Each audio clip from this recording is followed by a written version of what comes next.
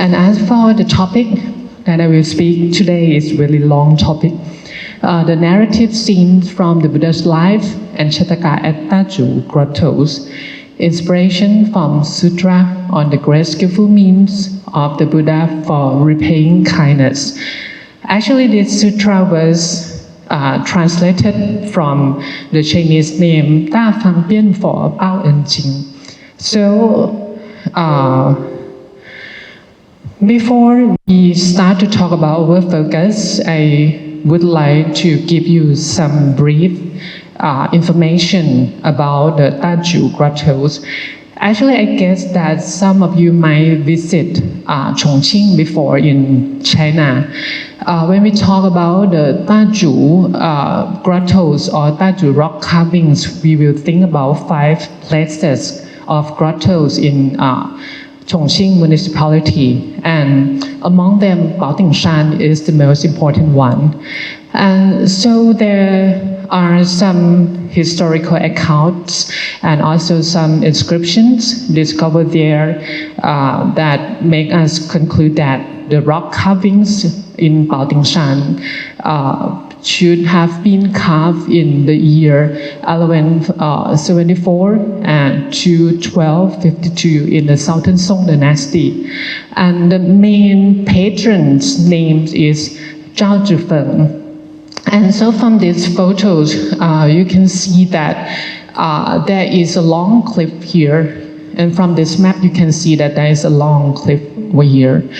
And so if you walk through this walkway and turn to your left side, you will see that there are a lot of themes that were carved on the cliffs.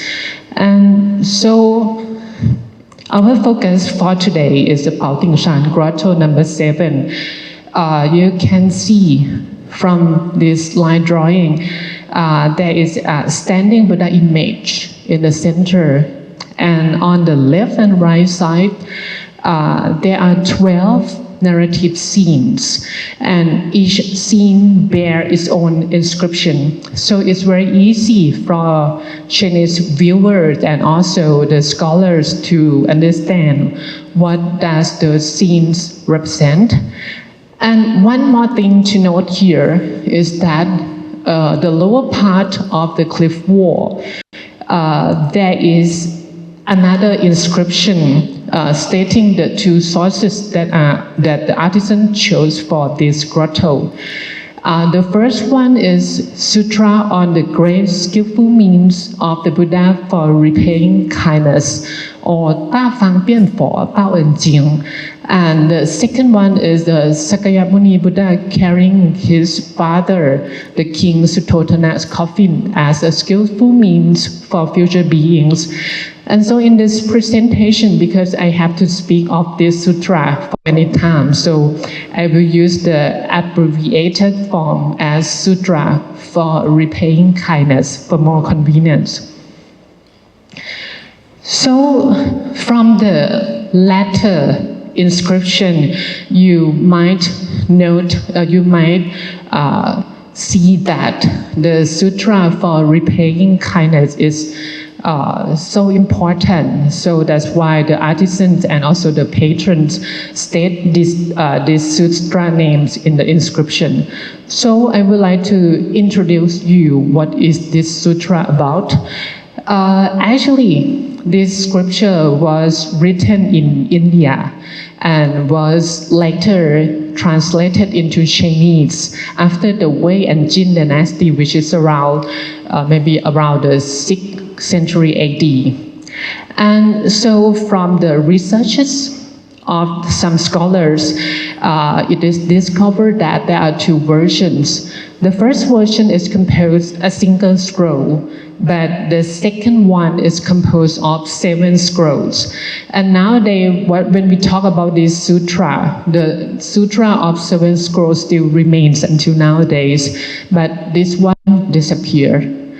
And so, when we talk about the details of this sutra, the sutra include many narrative stories, and some are related to the Lord Buddha himself, and the Lord Buddha's previous lives, while some two others, such as Queen Maya and Thevatat. And so it is discovered that there are two themes, two main ideas that were portrayed through these narrative stories.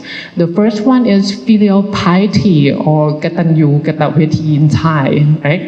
And so the second one is law of cause and effect, or karmic retribution, or Gott Heng Gam. And so I would like to take you back to the Dazu Grottoes number 7. As I said, there are 12 narrative scenes in this grotto.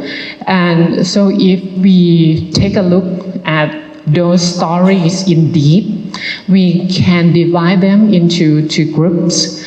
The first one is composed of 5 scenes from 5 stories, and they share some common characteristics. The most important thing is that those 5 stories are from the Sutra for Repaying Kindness, or Ta Phang Pian Pho Pao En Jing. And so it can be noticed that these 5 stories are related to the Lord Buddha's life and the Lord Buddha Jataka only. And you can compare with the information of this sutra that I said before. Actually, the sutra itself composed of the stories of many persons in the Buddhist scriptures. But you can see that over here, it seems that the patrons choose the story that related to the Lord Buddha and his previous life only. Okay, and so we have 5 stories here, but it seems that there is only one story which is not related to the filial piety. It can be said that 4 out of 5 stories are related to piety concept. And another 7 scenes is from the inscription. Unfortunately, there is no any inscription stating the sources of these stories. It's found that those 7 stories are related to the Lord Buddha life and also the Jataka story as well. And so over here from the table, you can see that 6 out of 7 stories are related to filial piety concept, or the gratitude of the children toward their parents. Okay? So, to make it more convenient for us to understand, so I just use this map to show the location of each story on this grotto. The red letters here are the 5 stories that are from Sutta for Repaying Kindness. And as for the black one, there are 7 stories that are from unidentified sutras. But anyway, 10 out of 12 are related to piety concept. To make you understand more clearly about the rock carvings over here, so I just pick up some examples of the rock carvings, some scenes to talk about. So let's take a look at the first groups, the 5 stories from the Sutra for Repaying Kindness. As I said before, 4 out of 5 is related to piety, but 1 story is not. So this photo is a good picture because you can see from this group of persons and these groups. So you can see that there are 2 groups, right? This one is the Jataka of Bodhisattva carving his own flesh for learning the Dhamma. Actually, this story is not related to the piety concept at all, because it's related to a king, the Bodhisattva, who was born as a king, and he would like to study the Dhamma teaching very much. And one day there is a Brahmin coming into his kingdom and said that he knew well the Dhamma teaching, but if the king would like to study, the king had to pierce his own flesh into thousands of wounds and light them as lamps, as offerings. And so you can imagine that the king did what the Brahmin want. So at the end, the Brahmin taught that Dhamma teaching to the king. So you can see it's about the passion of the king himself who would like to study the Dhamma teaching, right? But this part, is it the Jataka of the Bodhisattva who was born as a prince, and he traveled to search for precious treasures. And so over here you can see the king and the queen. For sure, they are the prince's parents, because the prince traveled for long and didn't return back to the palace. So his parents started to feel worried and very sad, because they are not sure that if their son are still alive or not. So the queen sent a goods out to find his son. And before sending it out, the queen tied a letter around the goose's neck. So when the goose reached the prince found a letter. So he unwrapped the letter and found that, oh, the king and the queen feel worried with him. So he rushed back to the kingdom. And he found that his parents turned blind because of sadness, that they cry every day. So because of piety, he used a jewel, a wish-fulfilling jewel, to make that his parents to regain the sight. And so as for the second group of narrative scenes that I would like to show you here, this is a Sayama Jataka, but it's called in Thai Suvarna Samchadok. And so the story you most of you here may familiar with this Jataka already, but I will tell you in brief. You can see that the Bodhisattva himself was born as a boy, as a son of a pair of blind hermits, and they live in the deep forest. And so it means that the boy himself had to go out every day to search for water and food for their parents, right? One day there was a king going out for hunting and thought that the boy was animal. So the king shot the boy to death. But suddenly the king found that what he shot is not animal, but a boy. So he felt sorry very much. So the king tried to find the boy's parents, and when he found them, he took them to the boy's corpse. Okay, and so this scene you can see parents and the boys. So when the parents know that their son was dead, you can see it's a dramatic scene. So they cry a lot. And so God in Phra, who stay in heaven, saw this scene.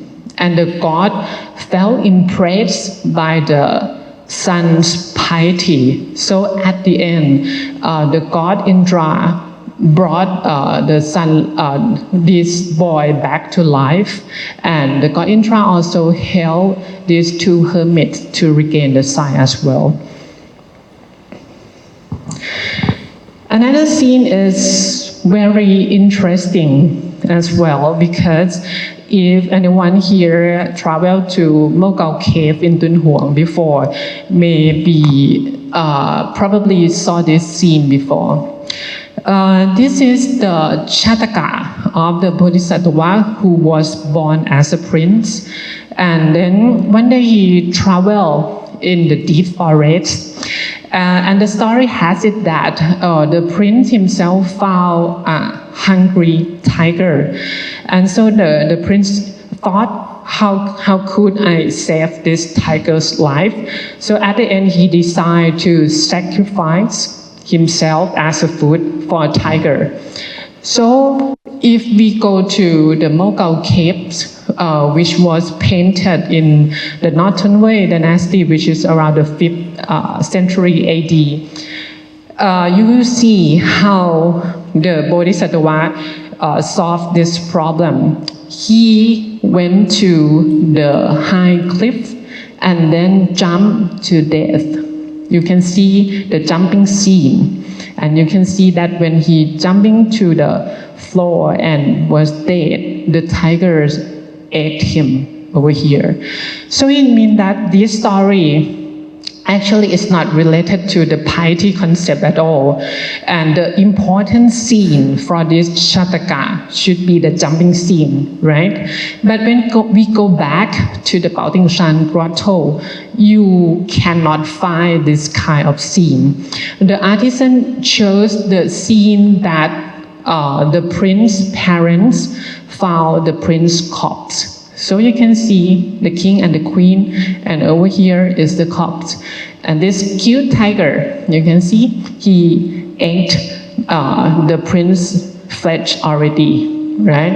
And so which factors made the artisans chose this scene? You can imagine that when we talk about filial piety, so the son or the children, when they pay to the gratitude to the parents, so it means that their parents are good to them as well.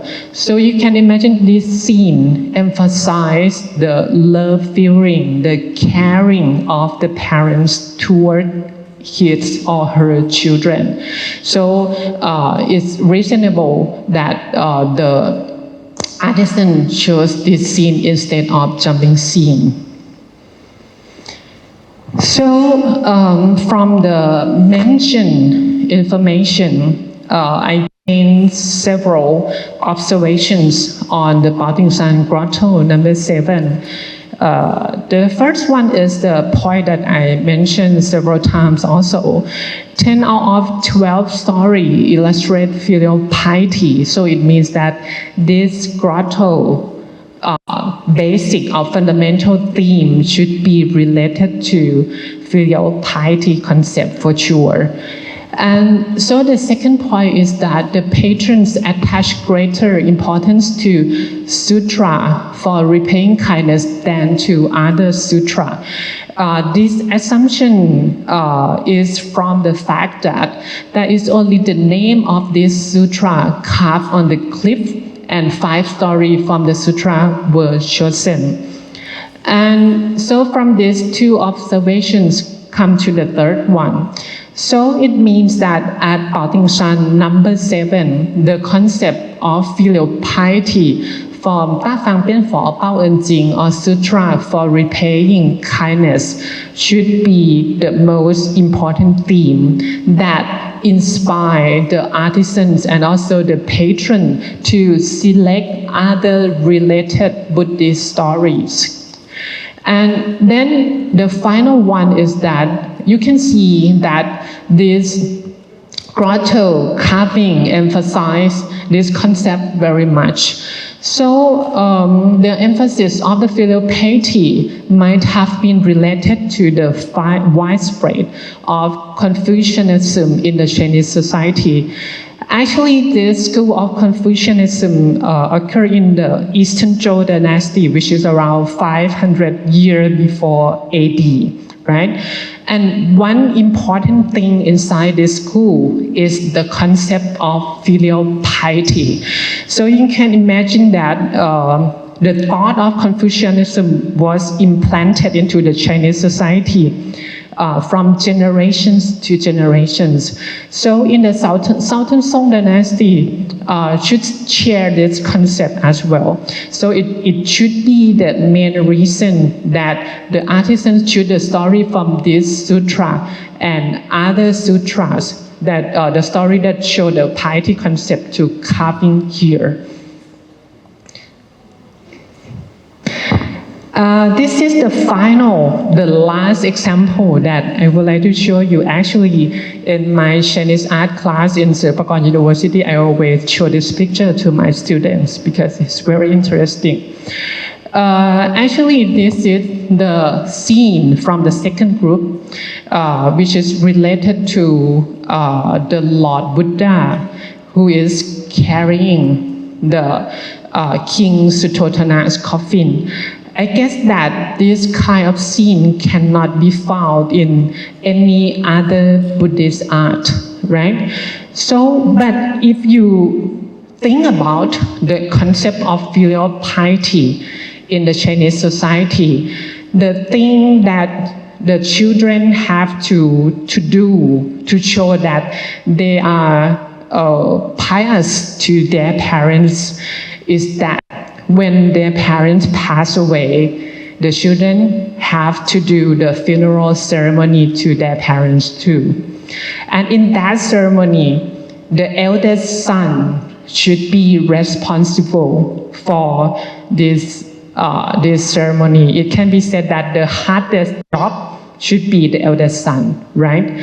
So in this scene, you can see that this person should be the Lord Buddha from the special features on his hair over here, right?